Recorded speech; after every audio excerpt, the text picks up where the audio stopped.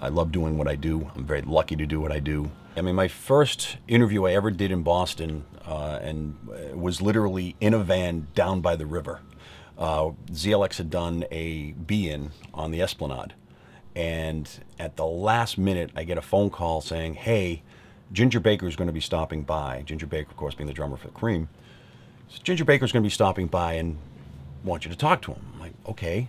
He, at the time, had polo horses that he had up in Beverly. And the van was parked right in front of the speaker stacks. And so I have my notes. This is all pre-internet. So when you had to do an interview, you had to know your stuff. You couldn't just easily just look it up on the internet. So he was in Cream, he was in Blind Faith, so I'm trying to think of all these questions. And I said, Ginger Baker's here with us, blah, blah, blah, blah. What are you doing in Boston? And I was looking at my notes and I put my microphone to him and I heard, what are you saying? And I looked over at him and he's doing the interview with his fingers in his ears. Couldn't hear my questions because the music was, was so loud. So I don't even think it ever aired. But the experiences of meeting so many different musicians who come through town, both locally and nationally, internationally, one of my favorite moments, and it was all due to Steve Morse, who used to write for the Boston Globe, music critic for 31 years. When U2 played the Somerville Theater, again, it wasn't an interview per se, but I got to go back and meet them.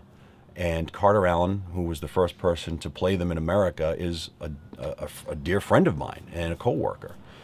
And so when I got to meet them, I mentioned, hey, I'm friends with Carter. And again, everything you could tell that, their guard came down, which was nice. And it's always good to be able to do that. It's been, it's always great to talk to the guys from Aerosmith because they're local. Peter Wolf, same thing. Those are the easy ones because there's more to talk to than just about the new record.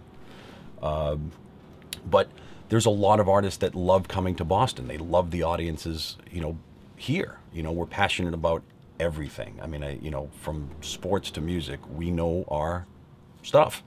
And, they enjoy coming here. They enjoy playing the rooms, and it's a great market. It's a great place to play. It doesn't matter who you are. And they always have great stories about, staying at a club or going to a bar and hanging out and just being with the fans.